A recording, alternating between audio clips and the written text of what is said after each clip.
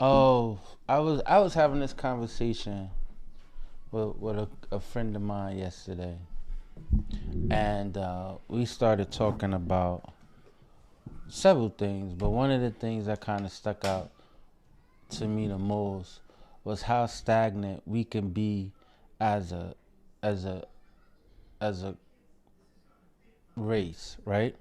And one of the things that we were talking about was how, like, if somebody in your family got like Section 8 housing, Mm-hmm. right? And how it just get handed down from generation to generation. Yeah. And then, God forbid, you get a house up or get an apartment up, or you deemed to be the worst person in the world, right? You lose that, Because right? because you gave it up, you lose it. And so, but just think about that in its totality, right? That why we want to hold on to something that's it's supposed to have been temporarily, right?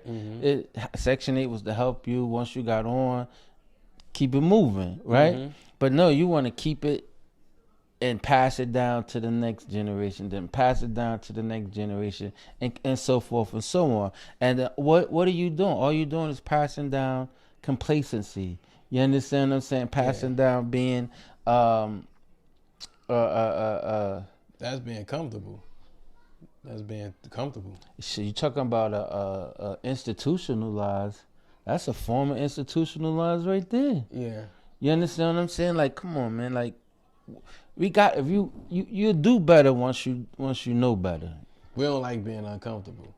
That's really the point. We don't like being but what people don't understand is when you are uncomfortable is when you survive. That's, we survived off being uncomfortable. That's why we got, we accomplished so many things. When we put in an uncomfortable position, we tend to thrive.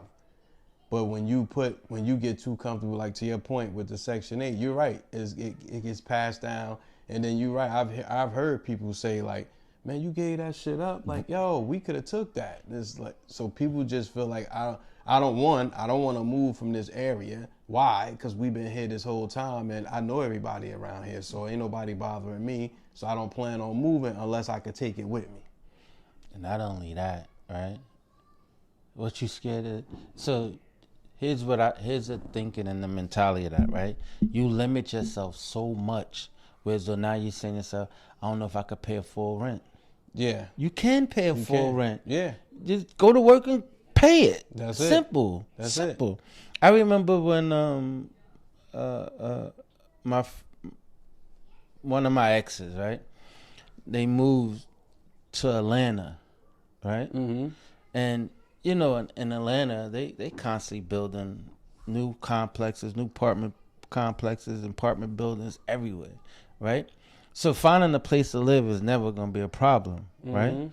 So I was like, yo, just people ask me all the time, well, where's a good place to live at? I said, find your job first, and then you'll find somewhere to live 10 minutes away, because traffic is horrible. Yeah, definitely. That's like traffic LA is time. horrible. Yeah. So the last thing you want to do is go into a job that you probably don't like and stuck in traffic. You understand what I'm saying? So at least if you don't like it, you ain't that far away from home. So calling out from 75. I'm calling out. Word, nigga stuck in 285 like it was an accident. You know what I'm saying? But they came down and they was looking for a place, and I'm like, well, where you want to live? I mean, it's possibilities endless. You can go anywhere. What you want to do? They're like, oh no, because I got Section 8. I'm bringing my Section 8 down here with me. I'm like, damn, you taking your Section 8 from one state to the next. And my thinking was, I'd be damned if I'm gonna move from one hood to another hood. That part. And another hood out of state. You understand what I'm saying? Like out of state. Yeah. I know my hood. I'm all right there, right? You know what I'm saying? I'm good there. But then to go to a whole nother state and be in a whole nother hood, like, nah, I ain't doing that. Like, what's the purpose of moving? You should have stayed where you was at. The goal is to move up.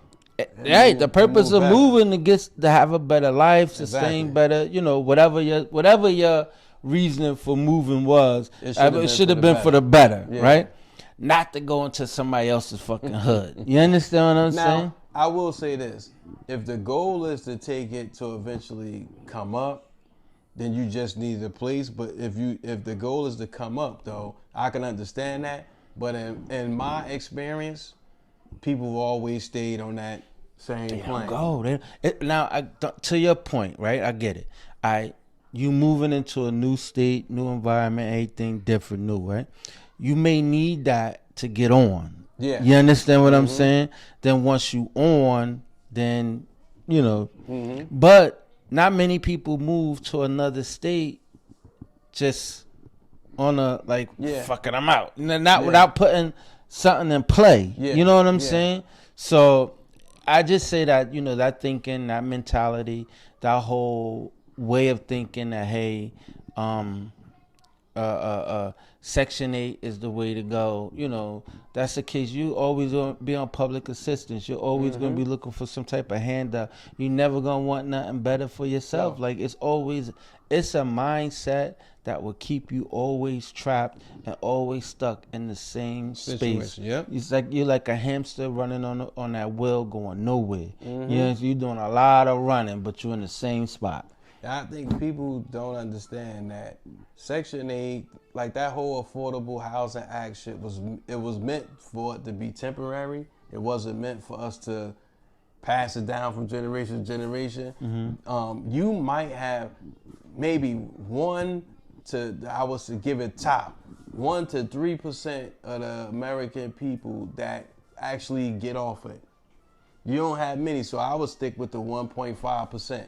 Because everybody stay in it. Like everybody stay, then they pass that down and they just don't move. Nah. I think personally, I got a friend of mine, shout out to Sharif Spruill. He actually did it when his wife passed away. He fell in a hard time, lost his job. He got on welfare. He got Section 8.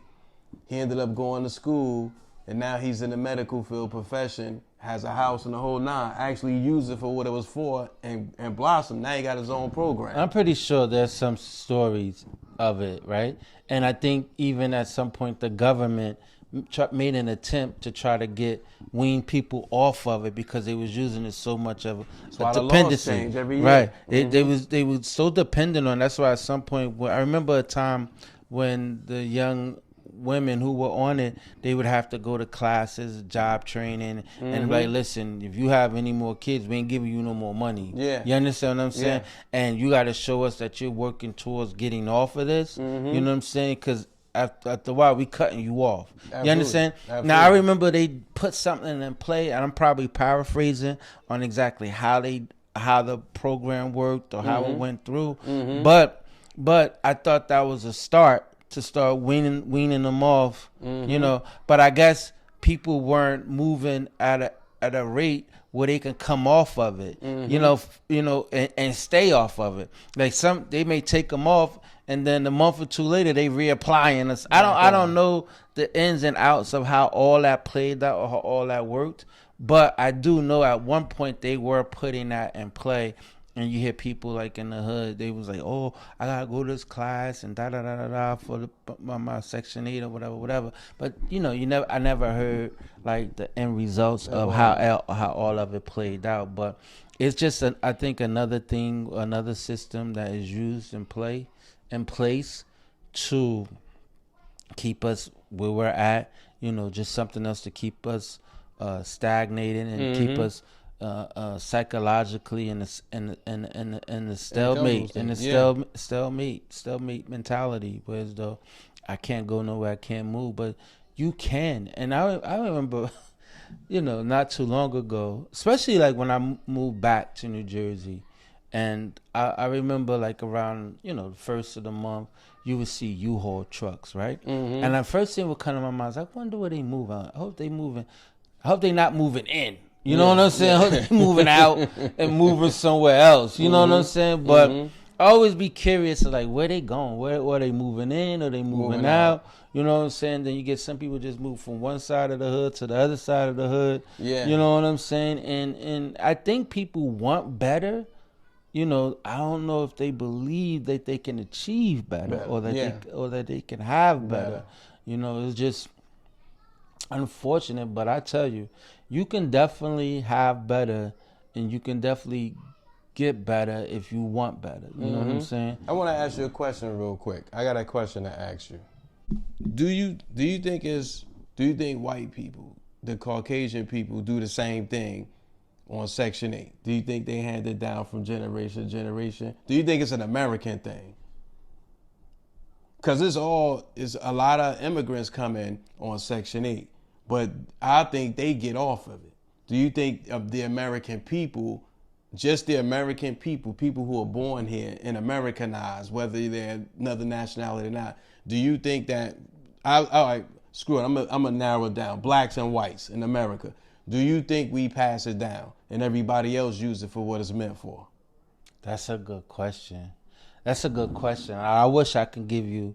Because it's more white people in America than it is blacks. It's safe to say. I think the American people, my humble opinion, I think all of us American people take it for granted and we pass it down, black and whites alike. If I can give my give you a hypothesis, my Okay. educated guess, right? My educated guess would be that the other races don't do it. Because it wasn't designed for them to be that way. You understand what I'm saying? Like, you gotta realize that it's the design and the attack has always been against African Americans. You understand what I'm saying? For whatever reason, I'm strongly leaning towards that they just afraid to see us get one leg up, right? And it's just scared that if we get one leg up, it's over for us, right? So they do everything they can to keep their foot on your neck. You understand what I'm saying? I just think it's a documentary that came on. It's on Netflix called Silver Dollar Road. Okay. Right? I forget what part of North Carolina these people were from. Black family, the Till family, and they had land that they had, and they had like quite a bit of it, and it was like beachfront, waterfront property that they owned. You know, of course, they got, snaked out of it, right? Yeah. And so it was two brothers, they were on their land, and the police came and locked them up for trespassing. On their own land. On their own land. End up doing 9 years. Whoa. For their own property. They just got out 2017, 2018. Wow. I ain't talking about like in Yeah. Jim Crow era. Yeah. This just happened in the 2000s. Yeah. Wow. It just happened in the 2000s.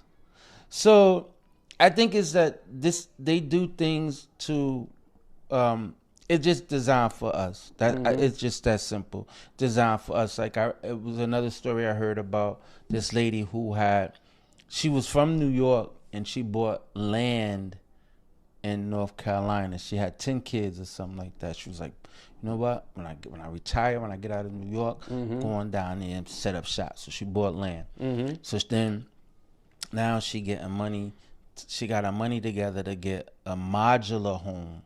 Put on the land. Yeah. Right? And so it was X amount of dollars because she wanted a 2-story, and it was X amount of dollars to get the electric and all that, to get the downstairs, but then it was X amount of dollars for electric and water to do upstairs. Yeah. She said she couldn't afford to do the upstairs. She couldn't afford to frame out the upstairs, but just put electric and running water upstairs, and then as time go on, I could build it out. You understand what I'm saying? And so I forget what this lady name was. Wow. But as time went on, she realized that 10 months went by, they hadn't did nothing. She calling them, they dubbing her, they curving her, right? Then like a year later, she was like, "Yo, all right, check this out. I don't want to deal with y'all. I'm going a different route." They're like, nah, we about to get something done, da da da da. And like contractors do. And then she was like, well, she called them back. Was like, yo, I'm looking into this other builder, and we about to move forward on the contract. Blah blah blah. Like a week later, they put something on her land. They put a They put a trailer on her land. That ain't no. They put a module home on her land. Wasn't the one that they talked about. It was just some, like, you know how you could go to a new development and they got the model home. Yeah. They put that on her land, and she like, yo, this ain't what I'm. And so now she trying to go to court, and all of them tied in together. So she's going to court. The judge and them throwing it out. Like, you ain't got enough evidence. You ain't got enough proof. This ain't da da da da. Yeah. So she in the new, like, she really like clawing at this, like, you know what I'm saying? And she trying to fight it the right way. So now she really can't move from New York because she ain't got nowhere to go down. Oh shit! You know what I'm saying? Because if she go into the place, now you accepted the place as is. Yes, You understand what I'm saying? Yeah. And, but that's not what she paying them for. Yeah. So she was. So I say all that to say that I feel like they scared of us to get a leg up.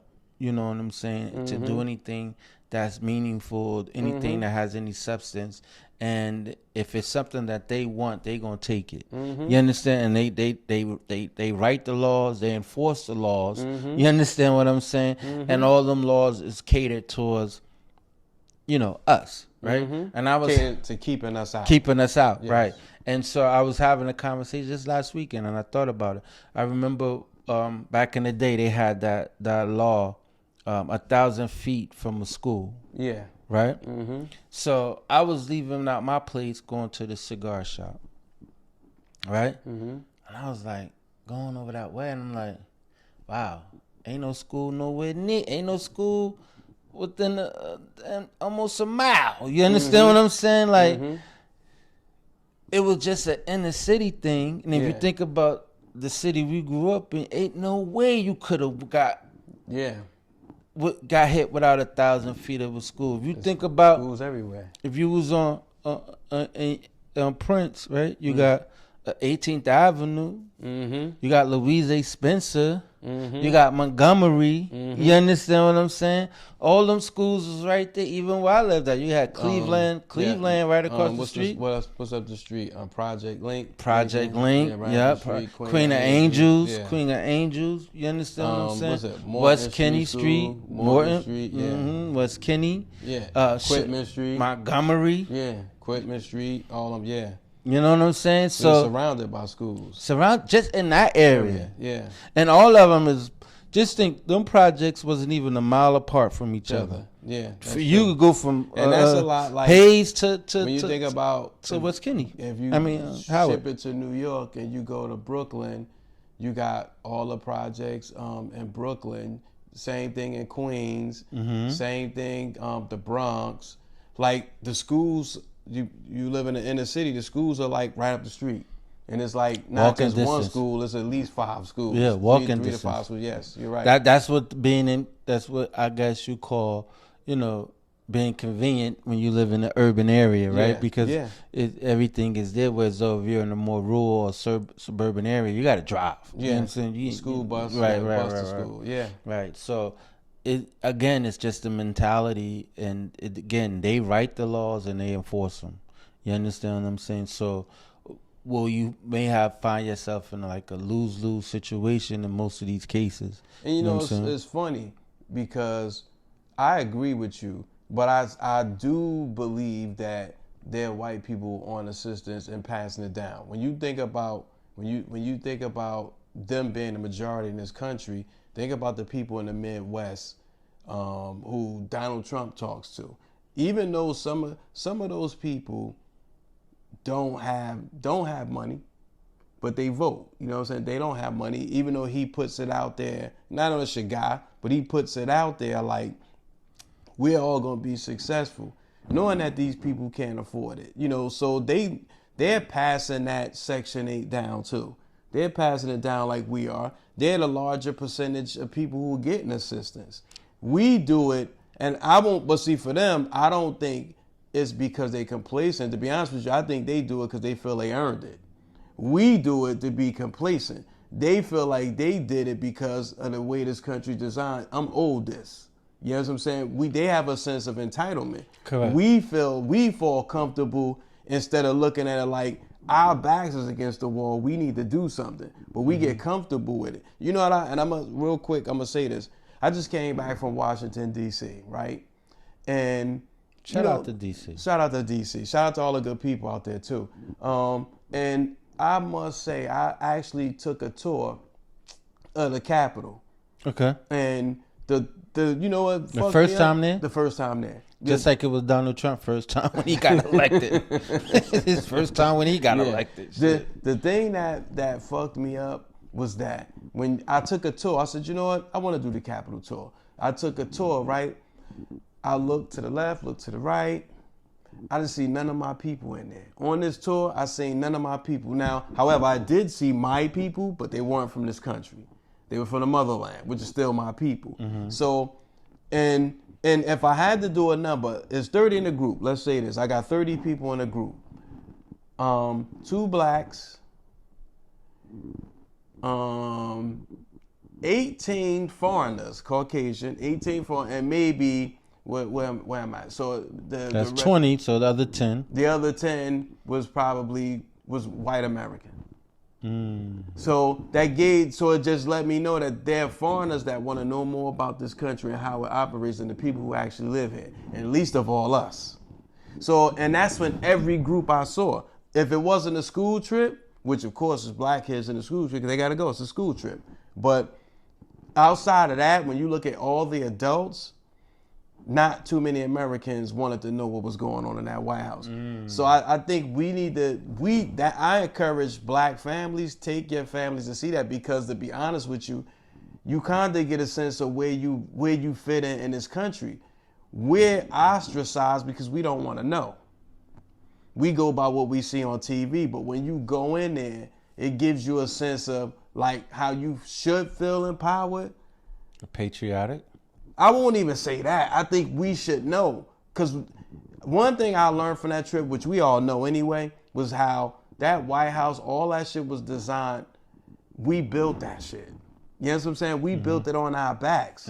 And not to have nothing in there that represents us. Well, you know, they got Rosa Parks, Frederick Douglass. But when you think about the fact that we built it up, we deserve a lot more than that. Well, shit, they let us work in the kitchen. That's bullshit, though. We deserve a lot more than that. But all of that shit starts with us. Did you see in your tour where the insurrection happened? Yeah. Did they mention that? Yeah, they did. And they basically tell you how it took time for them to get it back to where it looks like now. I'm in there. And it's like the ghost of everything that happened. I'm just taking in that energy like, yo, this must have been wild, crazy when this happened. Because I could just see people run. It's so many things closed off in there. It's a big open space. So with little corridors you could run in. If a riot broke out in there right now, you wouldn't know where to run. So many.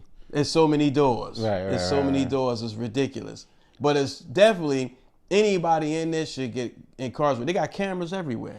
Did it feel like to you when you were there that you said, how did something like this happen? Or could you say like, well, they just really fell asleep at the wheel because they never thought something like that was gonna happen. You know what I'm saying? So they wasn't on point, and so when something like that happened, they really fell asleep at the wheel. I think it was a level of comfort because of the skin color.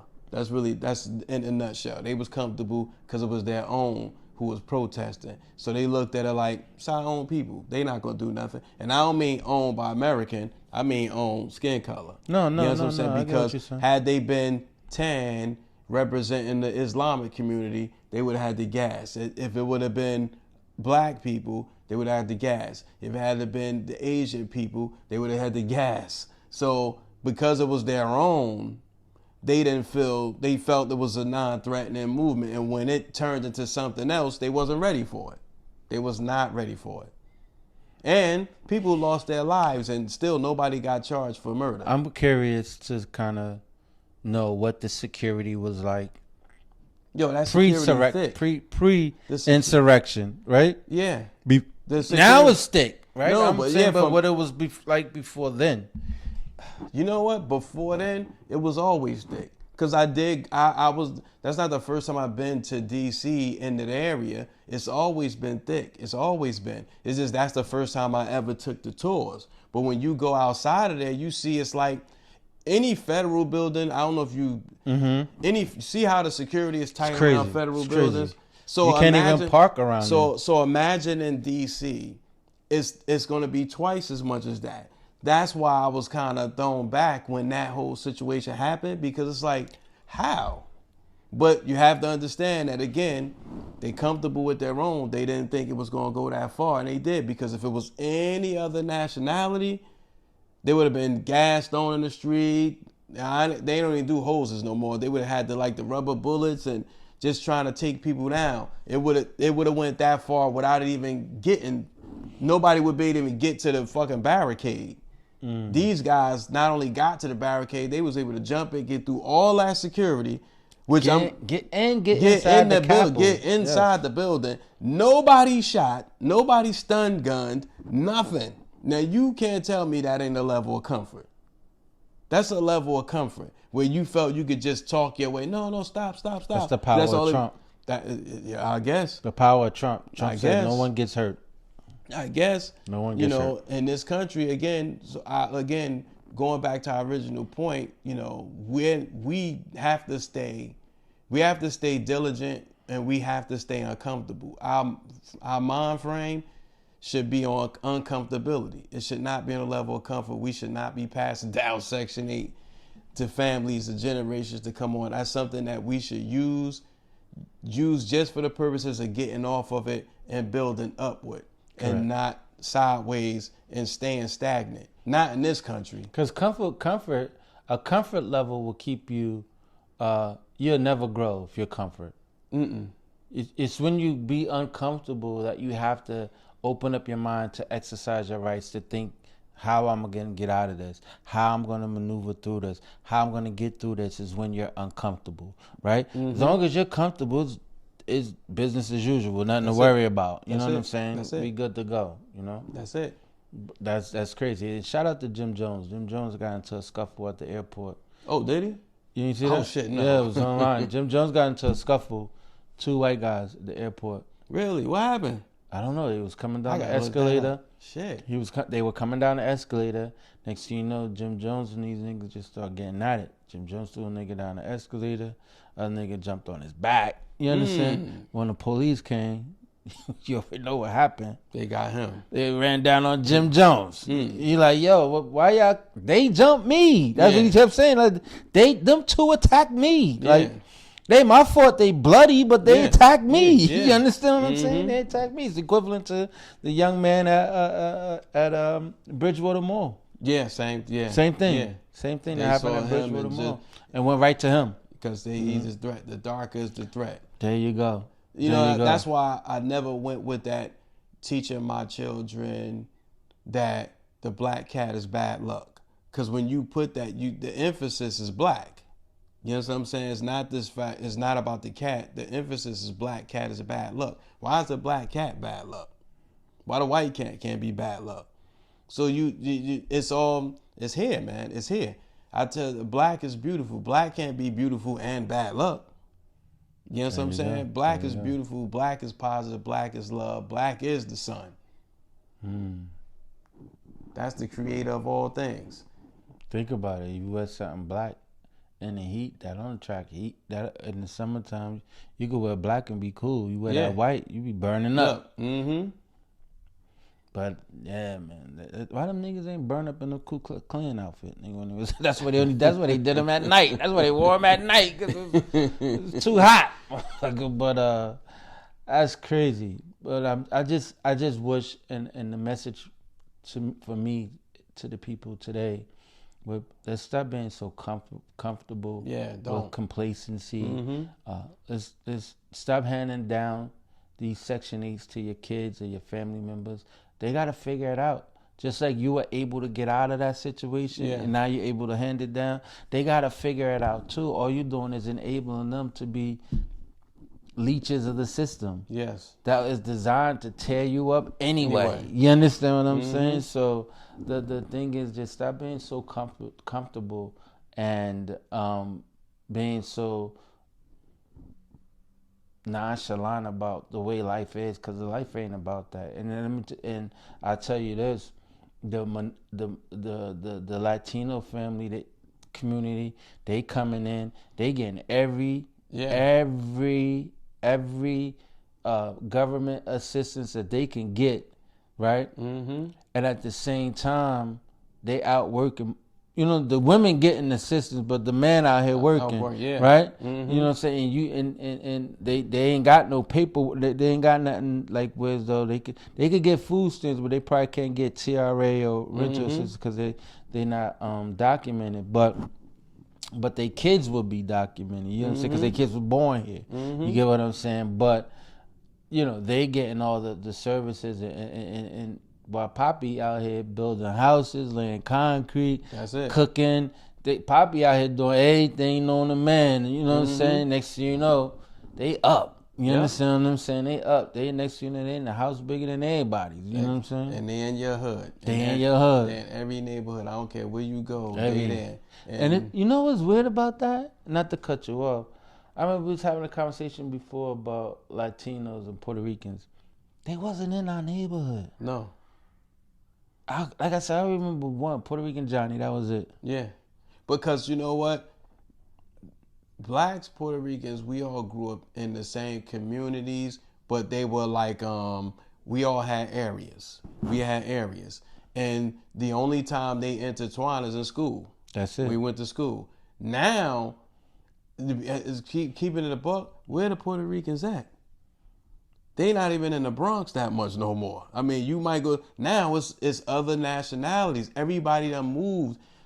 Well, the beautiful thing about being Puerto Rican, you could go to Miami or you could go back to Puerto Rico. And but you got Colombians, Ecuadorians, Peruvians, Colombians, Portuguese, Brazilian, everybody else, Dominicans, everybody else. You see the Puerto Rican man phased out unless he got the store. You don't even see the kids. Like most of my Puerto Rican friends, I see them now, but we're adults. But where the kids at? I see in my neighborhood where I live, it's nothing but everything else but Puerto Ricans. Everything else but. So they black now. But when you said they not in the Bronx, that's funny. Yo, but they in Dykeman. You better believe it. Dykeman. But when you go to the Bronx, shout out to my people in the Bronx. When you go to the Bronx, you be like, what the fuck? It look like LA with the Mexicans. I can't say, you can't even tell what they are now. You can't even say they Mexicans, but you know when they short and tan, they not Puerto Rican. They not. Cinco de Mayo. Happy Cinco de Mayo too. Happy Cinco de Mayo. To everybody who celebrate that. Happy to my Boricuas out there. Puerto Rican Day Parade coming up. What is it? June 7th, June 6th? Whatever that Sunday is. They got a big come out then? That's when you see them, yeah. That's when you see them. They be deep too. But it's gonna be they're gonna be infiltrated because everybody that goes is not gonna be Puerto Rican. You're gonna look, you're like, what the fuck? You see the Mexicans there that work in the kitchen. Think about it. Think about Walmart. None of them Puerto Ricans. I don't go on Walmart. I know you don't, but there's none of them Puerto Ricans. They're not in Target. Listen, I gotta get your shit together I'm gonna give a shout out so we can close out the show. I'm gonna give a shout out to Rhonda Stryker. Rhonda Stryker she's a daughter inheritance of a billionaire company. They do Stryker Corporation. They do medical equipment. The Stryker family, on behalf of Rhonda Stryker, just gave Spelman College $100 million. I think they did that at the beginning of the year, starting off the year. She gave the school $100 million. I think that's listen, man, you can't, shout out to my HBCUs, because while we was out in D.C., met comedian Shay Clemens. Shay Clemens, his daughter is in FAMU. Nice. My daughter's in Clark. We chopped it up. He's going to be out this way, too, in Jersey in August. So I'll see you, Shay. Shout outs to you. And shout out to Miss Stryker, too, for the donation for Spelman, because we need the donations for our HBCUs, because these kids, they doing their thing, and we don't get the light that we should. But you got a lot of successful African Americans coming from these HBCUs that really help push the culture forward and this country. Yeah, that's dope. That's dope. I just hope that, whoever is overseeing the finances do right by it. Because then I think about when Mark Zuckerberg donated $1 million to Newark Public Schools, and that shit got squandered. You understand what I'm saying? So, not to say nothing bad about Clark Atlanta, because hopefully It was a Spelman. Spelman, sorry. Not to say nothing bad about the administrative team at Spelman, that, but I just hope everything works out. I want to give a shout out, though. I'm going to give a shout out to my Uncle Kenneth Prosser. Okay. Austin, Texas, stand up. Okay, Texas stand up. That's the home of the Cowboys, Austin, Texas. They some big Cowboys. Shout out to your family. I love them. I love big them Cowboy already. fans. I love them man. already. Big Cowboy love them fans. already.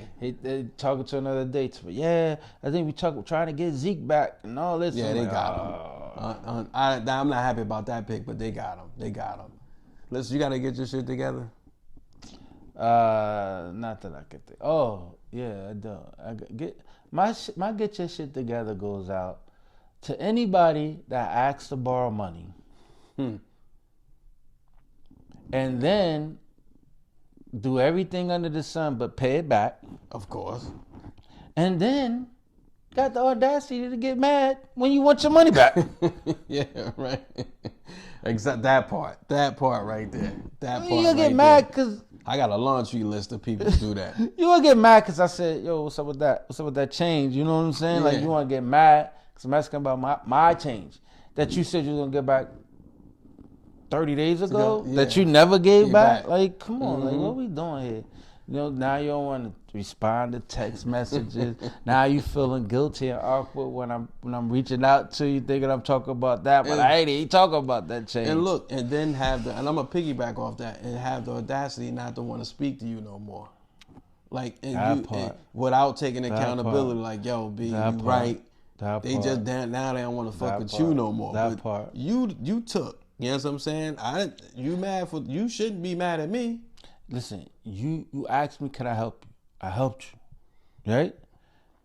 Give it back. Yeah. You don't know what you said alone. You didn't say, can I have? You said, can I borrow? I don't give a fuck if you said I can have, because now I got one up on you. Exactly. You know what I'm saying? Yeah. So why you even want to put me in that position? Because I'm a petty. I could be petty, nigga. Yeah. You know what I'm saying? Don't put me in that position where I could kick your back in. I gave that nigga $500. I ain't seen that motherfucker yet. You know what I'm saying? But that's my get your shit together, man. If you ask somebody for some help, and somebody had courtesy, and in these day and time, and they can help you, and they willing to help you, man, get that back, man. Give it back. Because you're gonna need them again. Yeah. You're gonna need them before they need you. Look, my get your shit together is going out to, since I took this journey, is to my brothers and sisters out there. We need to be more involved in our government. We need to be more involved locally and nationally. We definitely need to know what's going on out here, especially as it applies to our being black, because we're excluded in so many areas of what's going on in this nation and in our communities that we're stuck into this topic. What we talking about? We're talking about being comfortable and complacent. Yeah, you might accept being on Section 8, but you don't know what decisions are being made to change all of this and to shift you out. That's why you see them building up in these communities and moving you out, right, without your say, without your vote, without your voice, because you're too comfortable. So you're allowing people to just move you, but then we telling our kids to stand up for themselves. And we sitting our asses down trying to tell them. What kind of examples are we setting for our future if we ain't doing shit? But we engulfed in this Drake and Kendrick Lamar and what's going on with Diddy, Chris and Brown, all this troll and all this Chris Brown popping off on Quavo. We got the blindfold on, being comfortable with that shit, and they're fucking the judges hitting the gavel like, all right, go with it, approve. Yeah, approving these bills and these laws, and we don't get affected by it. Because we do get affected by it, we just don't see it until it trickles down to the community because we're comfortable. Mm-hmm. I'm telling you, man, we gotta wake the fuck up, wake our children up. That's why I like the kids in HBCU college, because they learning all this stuff. Yeah. They learn it, yes. Because they forced to. They're out in the world and they get to see. Plus, when you don't get those college tuitions and that shit, they change those laws of the college tuition. These kids they feel it, so they know. That's why some of them go into law. Some of them going to be judges. Some of them going to be lawyers. And a lot of that's because they want to learn the law. They want to learn their rights. We need to learn the amendments. We need to learn our laws. You see the shit your boy talking about, and I know this is a long get your shit together, but it's heavy on my heart. Your boy out there talking about the policing and giving them immunity. Mm-hmm. So that means now they got the right to kill us and nothing happens to them. So that's a problem for me. Now, we can agree to disagree, but that's where the buck stops. You know what I'm saying? But if you stay complacent and you stay comfortable, I'm telling you, this is what's coming. And it ain't going to be shit you could do about it. We won't be able to save our kids. We need to get our shit together. But it almost feels like, and again, I don't want to drag this out any further, but it kind of feels like, back in the slavery day where people really didn't have a word or say in the matter, and it just was like, yes, sir, boss, this kind of thing, and just going along with it. Yeah. Just going along to get along. You know what I'm saying? Yes. And so that's what the mentality seems like. That's what people are doing.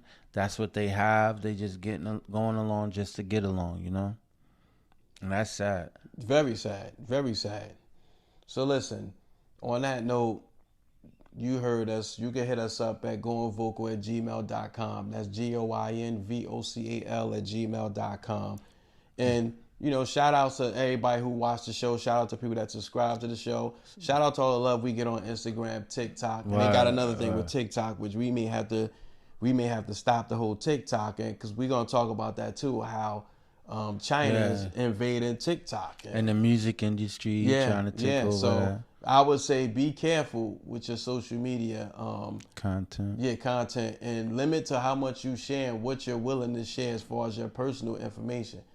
All I know is and all you motherfucking OnlyFans, what is it? Fans only. Yeah, whatever. That's another Leave one. me the fuck alone. I don't want no problems. I don't want no smoke. I ain't looking for you motherfuckers.